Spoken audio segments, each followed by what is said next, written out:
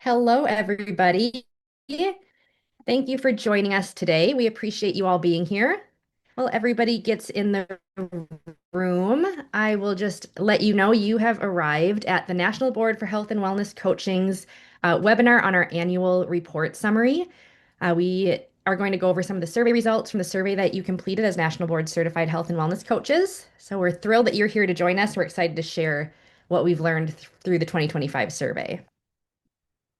A little bit about our agenda so you know what's coming up. We're going to start with the report overview. So you were all emailed the report and it's also located on your online portal.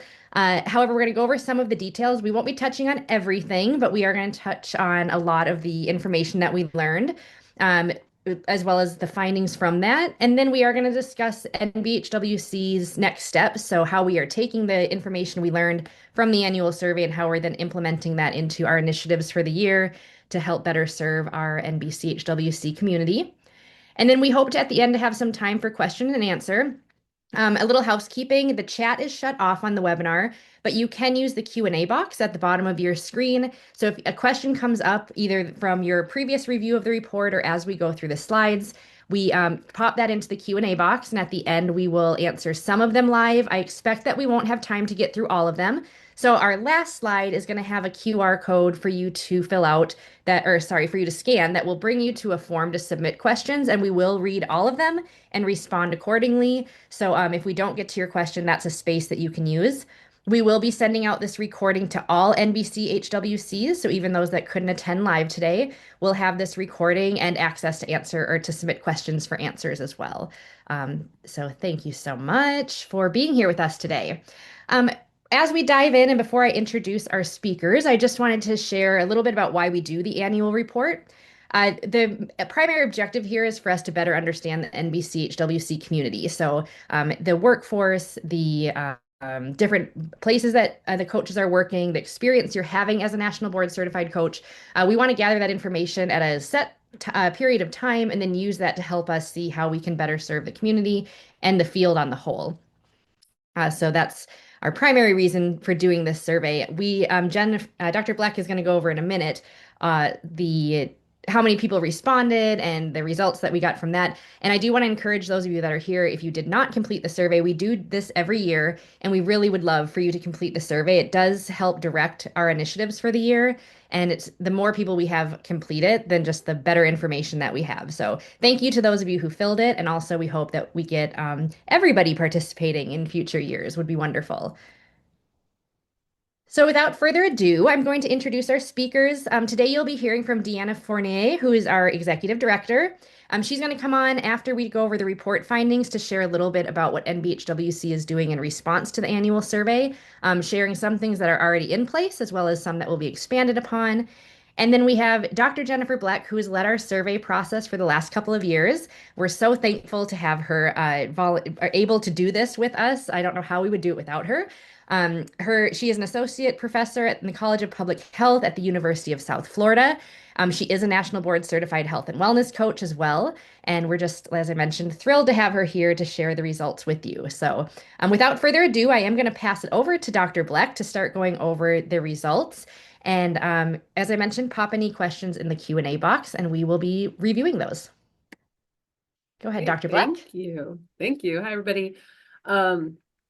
So as Nicole said, we connected the report. I'm going to give you just an overview of the findings, and then we'll come back into the so what. So I'm going to give you a high-level overview of some notable things. The report itself has more detail on each of the things that I'm going to be talking about, and then beyond that. So definitely refer back to the report as you have questions or want to learn more. But so what we did for the 2025 assessment, we did an online survey. Data collection happened all throughout October. We had a total of 2,328 National Board Certified Coaches respond, so about a 20% response rate. One big thing just to point out to note is everything is self-reported. As we go, I'm going to give you a little bit of information too on how it compared to 2024. But upfront, I just want to say, overall, most of our findings were the same as 2024. Most of the things were just a few percentage points difference. So I'm going to skip those things that are the same and just point out a few things where there were differences. All right, so let's get into the demographics. Most coaches who responded were white women, in midlife, so 63% were between 45 and 64, and most had at least a college degree, with 54% having a master's degree or higher. To point out just a couple other characteristics, again, these were reflective, the same as last year, but 6% of respondents identified as LGBTQIA, 3% veterans, and 19% speak a language other than English, most commonly Spanish. So let's get into where everyone is located. So surprisingly, this is almost identical to last year. As I'd said, the largest regions within the US of represented coaches is the South and the West. That is mainly dictated by the largest concentration of coaches being in California, Florida, and North Carolina. In addition to what you see here, we had 66 coaches that reported living internationally. And then amongst all of the responding coaches, 14% provide coaching services outside of the US. So who were the people that actually responded? Hopefully everyone here, and if not next year. But amongst our respondents, we had a strong presence of the early and mid-career professionals, alongside a small group of the experienced mentor coaches and trainers.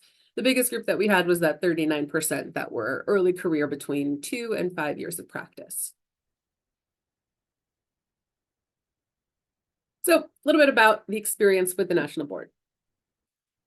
94% passed the National Board on the first attempt. Additionally, 71% reported that they took the exam within 1 year of completing their training program. So you finished, you graduated your training program, and within that first year is when they sat for the exam. And then lastly, 70% of those that responded were already employed in some kind of coaching related role at the time that they passed their exam. All right, fun stuff for me at least, employment. So most of the coaches, the largest grouping that we had were coaches working part-time. So if you look at this, this lays out all of the different ways that we asked people of how they're employed, combining both part-time of up to 30 hours a week. 44% of the respondents work part-time, 28% being full-time. And then you can see we have a distribution of 19% being contract or freelance, and a few other roles down below. One last thing to note, 74% who were in a coaching related role had been in a coaching related role for at least 3 years. So where did coaches work? The most so what you see on the left is the primary employment status. So we know that many people work in many settings with more than one. I know on last year's report, we also added a bit more on that too, of how many different settings people are working in. So if we just look at the primary setting where people spend the most amount of their time, the largest proportion were in private practice, with 41% being in private practice, followed by healthcare at 22%, and then for-profit digital health companies below that. This is the one place where we saw slight differences from 2024. In 2024, there was a higher proportion of coaches in for-profit digital health and corporate wellness. Comparing regardless of setting, though, 58% reported being self-employed. And then when we did combine the primary setting and all secondary additional settings that people are located in, 27% of the responding coaches work in some sort of healthcare setting. Last thing, and a little bit of a shift in what we're talking about, we asked if their employer requires the National Board credential. 40% of responding coaches work for an employer that either requires the credential or encourages it.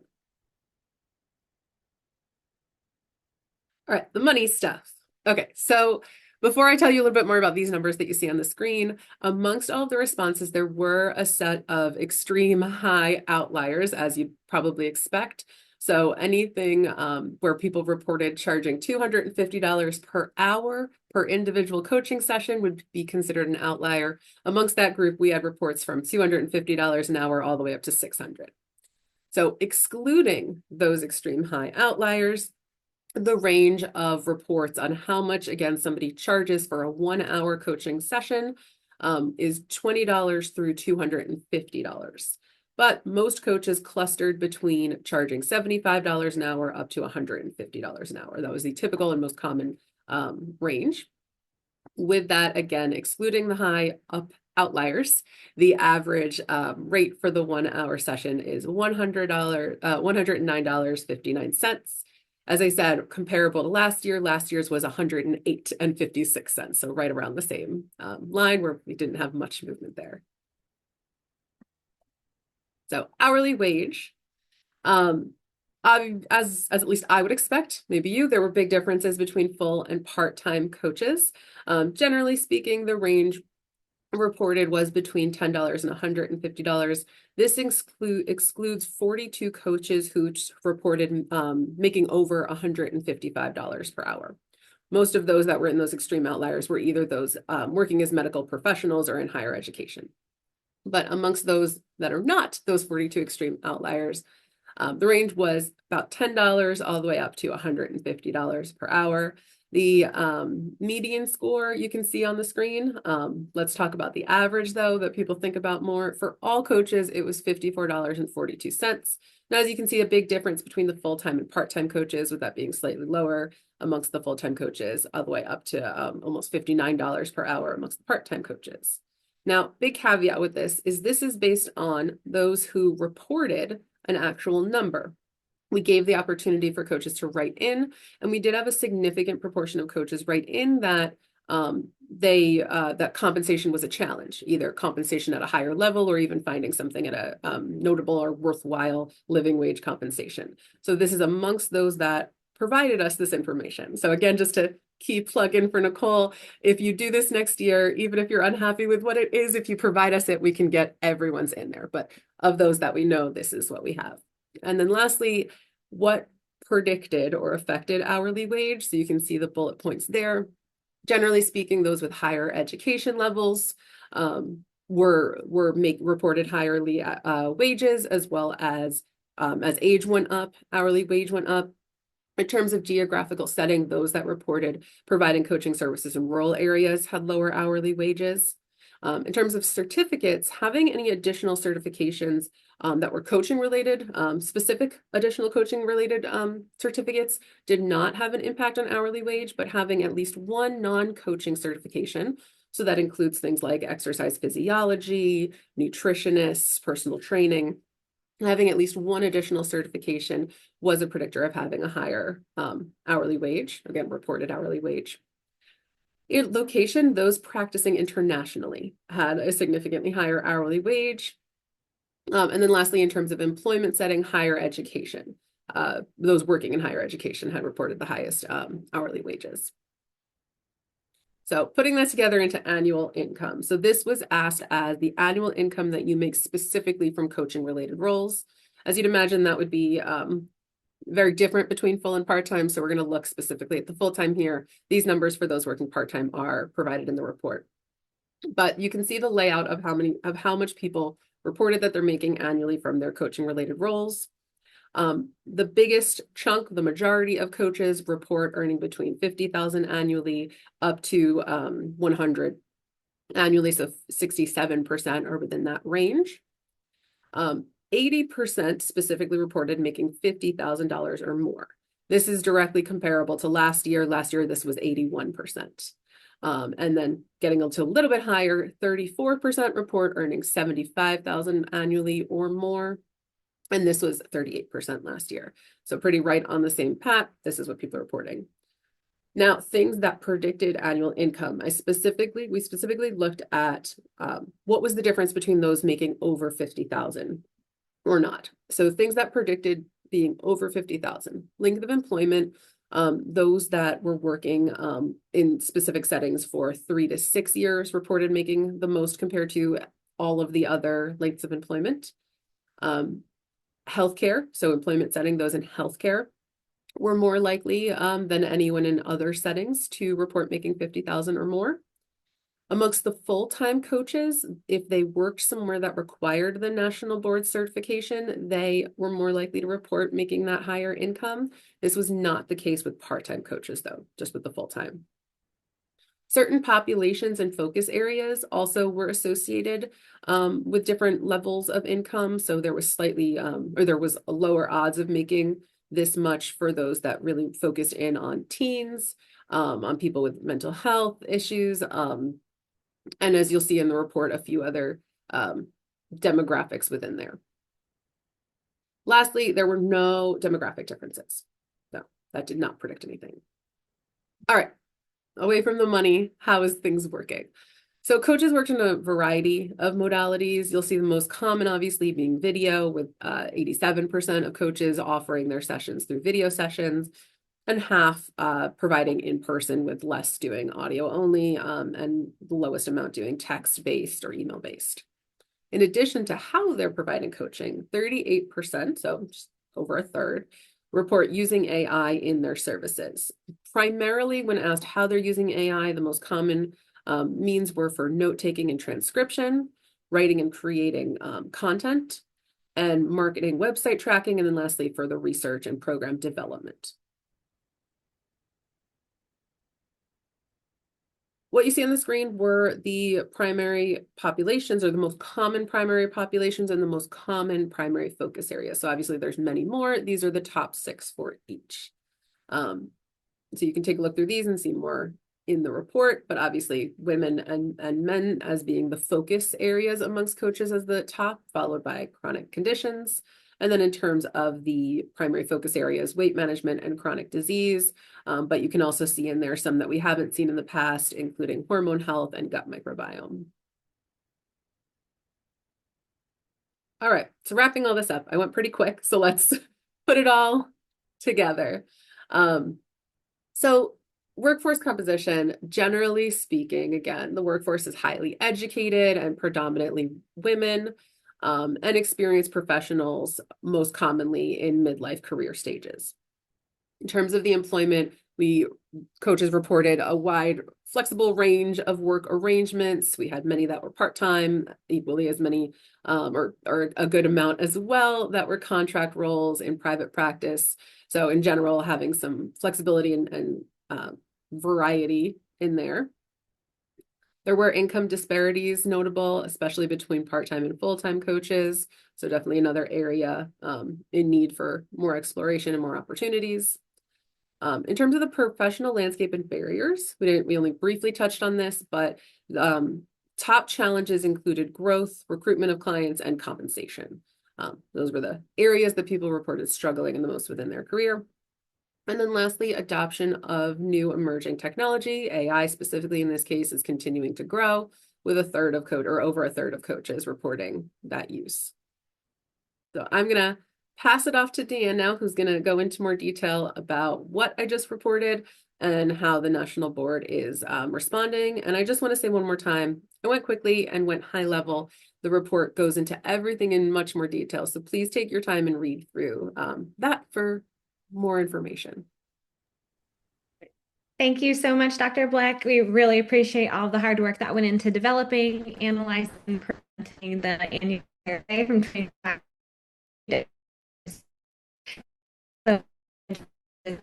Information with you. We collect feedback throughout the year to ensure we remain informed and aware of the needs of the profession and all of you who make up this community driving the profession forward. And this annual survey really provided great feedback and echoed a lot of what we've learned through conversations, focus groups, and previous surveys. And as Nicole and Dr. Bleck mentioned, this helps us affirm our current and future direction is aligned with what is urgent, important, and needed. And so hearing from all of you is critical to us, so we encourage you to participate in the future if you didn't have an opportunity to this year. So what I'm aiming to highlight are the ways that NBHWC has and will continue to respond. As a credentialing organization, we're committed to advancing the profession, facilitating integration into healthcare teams, supporting research, and promoting access of all of our strategic goals, but illustrates a large majority of our goals and aims for this year as it relates to what you've shared in the survey. And we know your work as National Board Certified Health and Wellness Coaches really spans across a wide range of employment settings. And that goes from private practice to corporate to healthcare. And the ways that you receive meaningful compensation vary as well. And so we see your feedback on the employment opportunities being improved and compensation. How can we kind of diversify and strengthen those opportunities as well? So some ways that we will be continuing to support this include our continued focus on advocacy for reimbursement with policymakers policymakers with the Centers for Medicare and Medicaid, the American Medical Association, and beyond. We will continue to work at various levels, including trying to focus on state and local levels as well. Last year, over 300 coaches and coaching related institutions stepped forward with us to respond to the physician fee schedule, highlighting the collaborative efforts of that we have to advance the profession. So we encourage you to keep your eyes open for opportunities to get involved this year as well. And we also know that this is just one part of the conversation around employment opportunities and compensation. So we also will be ramping up our outreach to various employers through attendance at webinars, conferences, other events, and engaging with those who are posting for positions as well. And I'll touch on that in a moment, but that will also help with the general awareness. To kind of expand on that, you may have seen that we recently launched a new career center and online portal for Nationally Board Certified Health and Wellness Coaches. And we were really excited about this because we know that this is an opportunity for employers to post specific roles that are just to the audience of Nationally Board Certified Coaches. And so that updated job board houses resources for you. If you haven't explored it yet, you can find coaching for your resume or career coaching. It also provides us with an opportunity to reach out to employers. So if something is submitted and it doesn't align with the scope of practice, or if there's something we can do to kind of better educate them on health and wellness coaching, that opportunity is there to make that relationship with the employer. But it also one of the goals we have this year, as we just touched on the last slide, is to increase our outreach within the landscape of potential employers so that we can increase the number of companies or opportunities that are posted here on the job board. We also have an updated online portal. So I encourage you to collaborate in the portal, look for the social wall and things like that, where you can learn and connect with each other. Because sometimes reaching through the community is a great way to also kind of build that network. Also wanted to share the compendium of health and wellness coaching. If you haven't seen this resource before, this is the foundation of research that was curated by a national, the NBHWC's Practice and Research Commission, and it basically collects about 212 studies compiled across 8 health conditions. And it is the foundation of what's called efficacy, or showing the benefit and impact of health and wellness coaching inside healthcare. And this is something that we use to build on conversations when we talk about integration into the healthcare system or reimbursement and beyond. It also shows the benefit and can be helpful for you if as a resource, in addition to other resources that we have curated. We also partnered with the American College of Lifestyle Medicine for clinical practice guidance for the treatment and management of prediabetes and type 2 diabetes using lifestyle interventions. And so we're going to continue to build on these conversations and research that has already happened, and to try and pursue new initiatives and research opportunities as well. And there's more and more research that's happening out there to help advance the profession, as well as to help show the efficacy and value and benefit of health and wellness coaching inside various settings. And so if you are conducting any research and want to share that with us, we always love to see what's on, and to hear how that's going. So we'll move forward now to looking at some awareness of the profession in general to build the client base. And I think that there's a couple different ways that we've already started to kind of ramp up our efforts, and we'll continue to do that. This will include continued advocacy for the integration into the workforce. The more that people have a chance to work with a nationally board certified health and wellness coach, the more that they'll see the value and benefit. We also know that we have to get out there and raise awareness. And so we'll focus, like I mentioned, on attendance at various conferences and events across diverse employer settings, and as well as with inside healthcare, so that we can show the value of all the different ways that health and wellness coaching can be beneficial for people.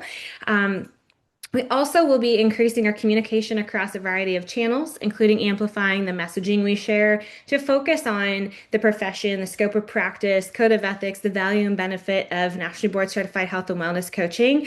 And we would love for you to share this across your networks as well, so we can raise awareness for clients and employers alike. In 2025, one of the highest performing posts was related to the value and benefit of nationally board certified health and wellness coaches. So we know this content is beneficial for you. And that's what we have up here on the slide now.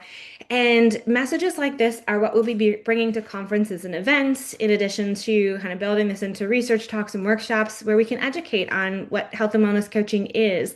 And we'll be wanting to include your voices in various ways in this. So we encourage you to keep your eyes open for opportunities. But this, we were really thrilled that you find content like this valuable, and we'll continue to be looking for ways to kind of bring this front and center for you. We also heard that you wanted expanded access to continuing education and to strengthen business and practice skills. And so, some of the things that we are and will continue to work on this year are to enhance our continuing education directory. So, we know that being able to kind of search for things that are most important to you is really important, and that's going to be a priority for us. And so, the CE directory currently houses over 600 different courses, which is incredible. And we're so thankful to our partners that we are able to offer that much curated CE for you. And so we will continue to look at ways to kind of make that journey an experience for you, and easier to navigate, etc. And we encourage you to explore it and to find CEs that are going to be meaningful and help you build around the settings that you want to be working in. We also increased the sponsored CE events that are sponsored by NBHWC this year. So we'll be offering more of those opportunities for you and focusing on various topics that we think will kind of echo the things that you're looking for, including the business and practice skills.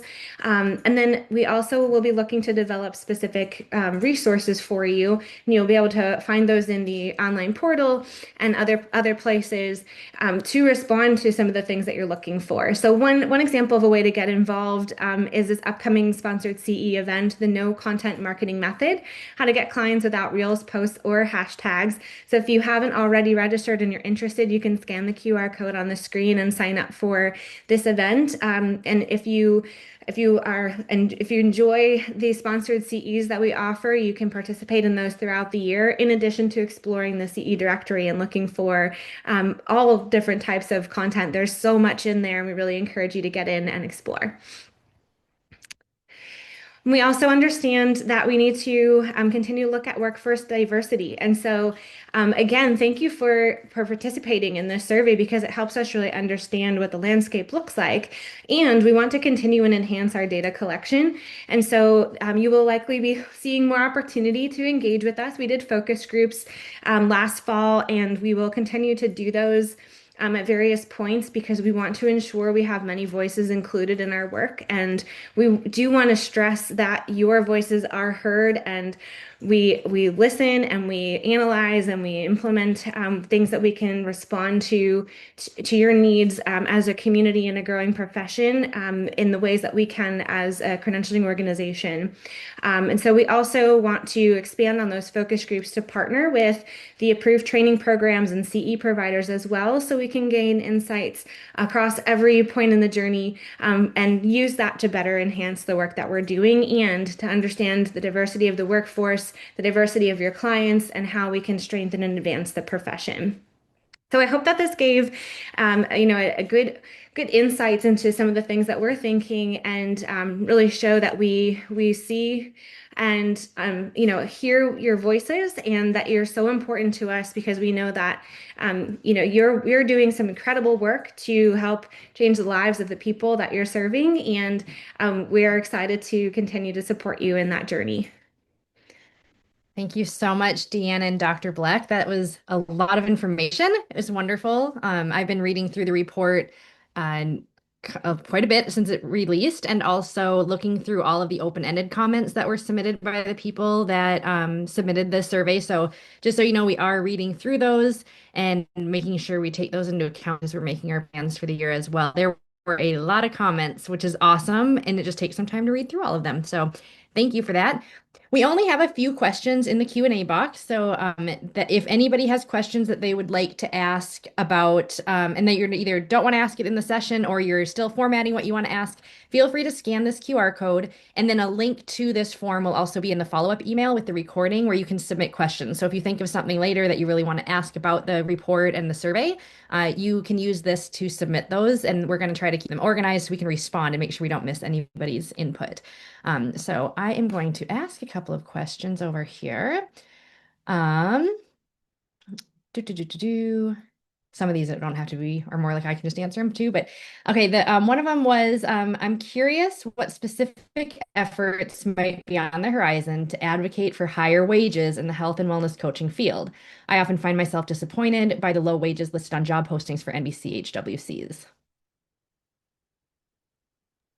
Sorry, I couldn't see the unmute button. Thank you. That's a great question. And we hear you and understand that there's opportunity to improve the wages for health and wellness coaching across all settings.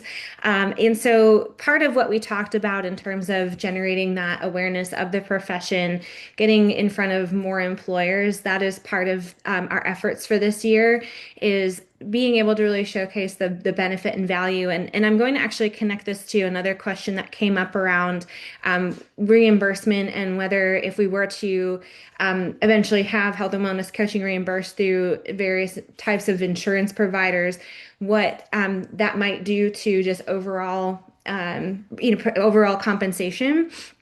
And I think that's why we're trying to ensure that we're being diverse in our pursuit of advocacy and awareness, because we understand that there's a diverse setting of places where, well, health and wellness coaches practice. And so part of that is as we gather the survey information and we're able to see some of the ways that coaches are finding gainful employment and higher wages, that we can communicate that, building the value and benefit, using research to support. I think one of the things that I always try to stress is going back to the data on what are the outcomes that happen when you participate in sessions with health and wellness coaches. And if we can use those outcomes to show the value and benefit, then we can continue to increase the opportunities. I think that there are other ways currently, if you aren't already familiar with them, such as HSA and FSA, health savings account and the flexible spending account. Those are some really meaningful ways to get reimbursement from clients, to either supplement what they're paying, and or to be able to kind of work with employers as well. We see some companies that have implemented health and wellness coaching for their employees and then have an HSA, FSA available for their employees that they can use for reimbursement for health and wellness coaching. And so these are some things to explore. And so we'll be keeping our eyes out on what are the modalities to have that reimbursement or that compensation, and how are other coaches being able to structure that? What does that look like inside of the various settings? And then as we learn, we'll be sharing some things that we're learning to help you position as well when you're speaking with employers or your clients. And we also would like to share that across a couple different modalities. So we recently launched a blog, and so we'll be putting some information in there in addition to sharing things out in the ways that we already have been. So this is just part of the efforts as we go to continue to advance the profession, is continuing to have these conversations. That's great. Thank you for that, Deanna. I've got a couple here. Jen, this one's a little bit about the survey results. Is compensation tied more to the person's primary role, such as an RN, RD, medical professional, rather than as a coach? Yeah, absolutely. Thanks. Okay, so two separate things to say with that answer. So one, yes, in the fact that when we looked at all of the reported hourly wages, there were 42 coaches that had those extreme high outliers. We did ask what role they were in for those that were working in a role where it wasn't just coaching, where they had it, where coaching was part of their responsibilities. Those were who those extreme outliers were. The majority of them were either licensed medical professionals or faculty members in higher education. Once we take out those extreme high outliers, there was no difference in terms of work setting. with with the exclusion being those working in healthcare in general. So there wasn't any difference based on the specific licensure besides those highest values. Now, with that said, we did combine additional certifications. So as part of those additional certifications, that did include nursing licenses and certifications, as well as like exercise physiologists. So depending on those, that was an impact. But what I believe you're trying to ask at about those highest level education focused degrees, those were those upper outliers. The second thing with that is we did ask a bit more about the type of employment that you have, and that's reported more in the report itself. So there was 19% of coaches that work in a role where coaching is part of their duties, as part of their higher role. So that says to me, those might be where those people are more so. When asked what their role was, those were mainly those working in healthcare or education, where part of their time within their job was doing coaching themselves. With the questions on salary, we specifically asked what your wages or income was for coaching specific roles. So ideally, and maybe this is something that we can get more feedback and be clearer on if this was confusing, ideally, even if you worked in a different role and coaching was just part of it, the numbers responded were for specific roles where you were directly providing coaching. Excellent. Nicole, do you think that answers? I do. I think that was a lot. That was good. Yeah. And we've found as we're doing the survey, this is our third or fourth year doing the survey, and I think that the employment and the pay question is the most difficult to word because coaching is done in so many different ways. So part-time, full-time, integrated into other professions, and trying to really land on the compensation and the work environment for an NBC-HWC has been challenging. And I think each year we word the questions a little bit differently to try to really drill down and get that information that everybody's looking for. So again, another plug, please participate next year, and we will continue to try to drill that down for everybody. And just to add in with the plug for next year, what I will say is, as I had said, 58% were self-employed. Now, just what we know about the field, a lot of that, that may be completely representative of the field, but 32% said that they were specifically employed by an organization, right? So a direct employee of an organization rather than a contractor or using coaching in a different way. So those are where we're seeing, I think, those biggest differences and pieces of information about wages. Also, those are where I at least personally know people are using this information the most effectively to then negotiate or make arguments for why their salary should be higher. So especially if you're one of those people who are employed in an organization, no matter how you feel about it, I would love for you to do this survey next year so we can get a better insight into how those roles are going. Thank you. Awesome. This one is about resources and being able to find verified information or reliable information. So this may come in your other role, Dr. Bleck, where you might have some input too. But one of our participants was asking, is there any advice on how to handle? They're talking about the new U.S. policies and just resources where our NBCs can find factual evidence without bias. So are there recommended places that can help the coaches find where they should go to find accurate information? Or Deanna, if you have anything. Deanna, do you want to go first with that? Sure. Yeah, I can jump on first. I mean, the first thing I'll mention is that we are monitoring changes in policies and, for example, when things come out related to nutrition or health and wellness, that we're monitoring that and kind of coming up with and curating what we see and how that relates to health and wellness coaching. Some of the things I think to continue to refer back to are the scope of practice and code of ethics, and ask yourself, where does this align or not? I think that's a really helpful resource. Even though it may seem like it's more tied to health and wellness coaching, it is a helpful resource to kind of check for yourself and your profession and your practice. How does this impact me? And I think that's maybe one of the questions that we're always asking is, how might this impact the coaches and what they're doing as they're working with clients? I would say as well to look at data and published research. One of the caveats is that it's important to understand that when research is published, that it's often trying to answer a specific hypothesis. And so, looking at a variety of different research articles around the same topic, if they exist, can be a helpful way to just kind of see what's out there, and use that as maybe evidence towards something that you're looking to support. For example, that's a great way to bring in the efficacy and the ROI for the benefit and value of health and wellness coaching when trying to, position the value and benefit of working with you with a client or an employer. So we will do our best to kind of have that information. So if you have a specific question that you want to reach out to us about a specific policy or something like that, you're welcome to reach out to us. And if we have some information, we will share it either proactively or we can share it with you when you reach out. But I would also say just checking sources, looking at things that are published by reliable organizations, and then of course as well looking across a variety of different sources and seeing if there's consistency in messaging. Those are really important pieces.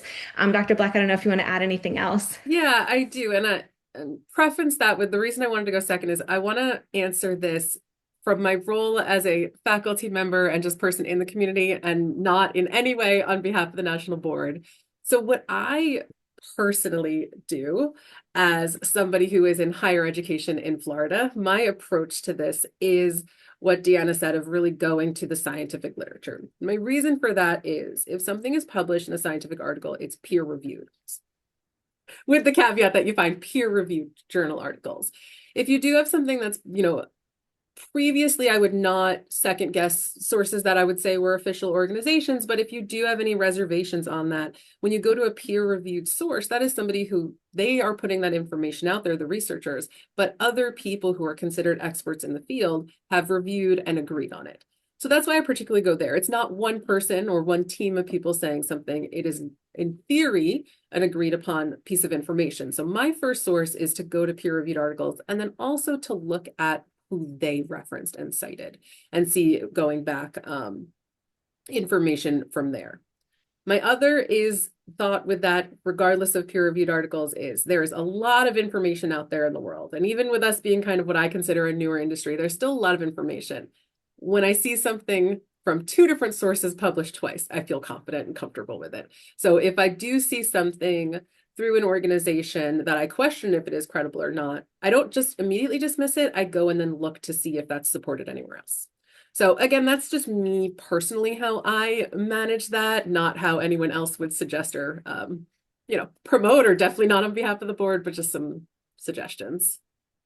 Yeah, I think that's great advice. Thank you for that. We have a couple more questions. I know we talked about return on investment a little bit for the value in the last answer, Deanna. And one of our participants is asking or saying they would like to hear about any ROI values that could be shown for health and wellness coaching. I know you spoke about the compendium and that as far as are there any other thoughts about ROI that the board's working at or that you could recommend they could use to show the value of coaching? Sure. I would say also looking at your unique business and or your peers in testimonials that you might be able to bring into the conversation. Sometimes that ROI is not translated into specific, dollars and cents. Sometimes the ROI really is how has the client's experience and their overall health and well-being been impacted. And so I think that I would encourage, and that's where maybe that sponsored event that we just shared could be beneficial. And I know there's a lot of other great CE courses in the CE directory that focus on marketing and business. Finding that unique selling position for you as a coach and what you bring to your clients, and then using that to showcase the value and benefit of working with you, I think is a huge piece of this. I know coaches often come into coaching with another background that they're bringing in, so a unique lens, and that really diversifies where coaches are working. And so I would say that in addition to looking at the scientific literature, seeing, because that's going to focus on efficacy and outcomes. So how effective is health and wellness coaching? And And what are some of the outcomes we're seeing? So, how is this impacting potential health data? A lot of the scientific research is going to be looking at that. There also is scientific research around, kind of use of technology and AI and things of that nature. When it comes to return on investment, to me, when you're thinking, I'm assuming you're thinking about positioning this with clients and employers, I would combine some of the data to show the actual efficacy, how effective coaching is across maybe a specific chronic health condition, or combining it across all the health conditions with the testimonial of how working with you specifically has added value and benefit to someone's life and their lived experience in their health and wellness. So I think it's a combination, and being able to kind of bring those two things together. And you can also, I think look at a number of clients that a company has worked with or that you have worked with, and so on length of time. Some of the other questions that we'll be looking at answering is related to how many guidelines exist out there. And so I mentioned the one with the American College of Lifestyle Medicine, and we'll be taking some initiatives this year to focus on how we can be a part of driving more of those guidelines, in addition to looking at the opportunities where health and wellness coaching has made an impact across different chronic conditions. So the compendium compiles it across 8 different health conditions, but there also is research out there related to cancer care, et cetera. So I think just combining those can really help you understand how to present that return on investment. Hopefully that answers that question. And if you have any more, I would encourage you to kind of look at the CE opportunities, or reach out and we can try to help more. Great. Awesome. Okay, I think we have time for one last question. I think it's a good one talking about the initiatives that NBHWC has going forward in terms of diversifying the field. So the question is, what is the roadmap for diversifying the workforce in 2026? How will NBHWC build its strategy for making the NBC-HWC roles and the organization an uplifting and inclusive space for a wider diversity of identities? Sorry, stumbling over my words there. So that question is about how we plan to diversify. And Deanne, I'll hand it to you first, and then I have a thought on it as well. Perfect. Yeah, so I'll speak a little bit to 2 different buckets. I think there's workforce diversity and where coaches are working, and then there's also how we're engaging all of you to kind of get involved in the work that we're doing. And hopefully today this conversation shows that we value very much the impact and the feedback and ideas that you have, and want to build that in. So as I mentioned, the strategy for engaging with employers in different practice settings is one of the ways that we have built a strategy on diversifying those opportunities. So when we think about places where health and wellness coaches work, if we were to kind of bucket them, which I know it's a lot broader than this, but we're seeing coaches get engaging in the corporate setting, either through actual internal programs that the companies are developing, and or people that are working in roles such as HR, and inside the HR benefits aspect of an employment setting. We also see there being insurance companies that are offering health and wellness coaching, either through digital health and or through the HSA, FSA reimbursement, et cetera. So getting in the conversations in all 3 of those aspects is one example. So that way we can ensure that more companies, more HR professionals, more business leaders are aware of the role that health and wellness coaching can play inside of their organizations.